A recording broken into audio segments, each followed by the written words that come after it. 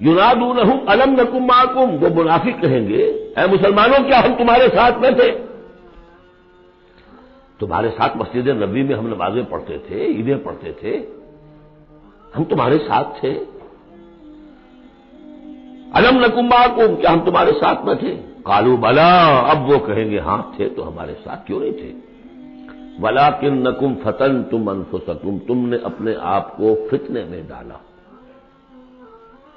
فتنہ کیا ہے؟ انما اموالکم واولادکم فتنہ، مال اور اولاد سے ضرورت سے زیادہ محبت، اگر اللہ اور اس کے رسول اور اس کی راہ میں جہاد سے زیادہ محبت ہے اہل و عیال سے اور مال سے، تم نے اپنے آپ کو اپنے ہاتھوں فتنے میں ڈال دیا۔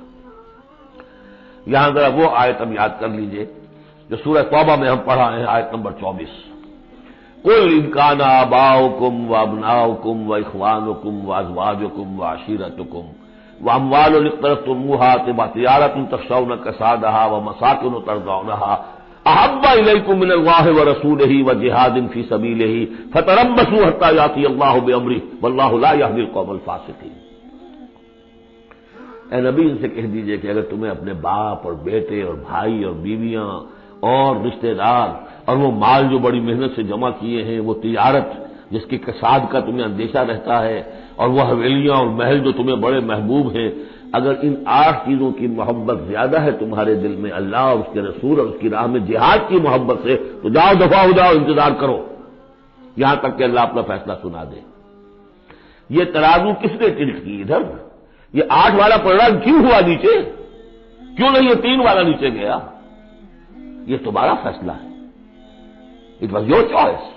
لہذا فتنتم انفسکم، تم نے خود اپنے آپ کو فتنے میں ڈالا، اور یہ فتنے میں جب ڈالا وتربصتم، نتیجہ تربص نکلا، وہی جو آیت ختم ہوئی آیت نمبر 24 سورہ توبہ کی، فتربصوا، گو مگو میں آدمی مبتلا ہو جاتا ہے، چلوں نہ چلوں، بڑھوں نہ بڑھوں، قدم بڑھاتا ہوں تو یہ خطرات آتے ہیں، یہ مصیبتیں آتی ہیں، رک جاتا ہوں تو بات پرس ہوتی ہے، پوچھا جائے گا اچھا چلو جھوٹ بول کے جان بچا لوں گا، اس سے آگے بڑھنا شروع ہوتا ہے بس۔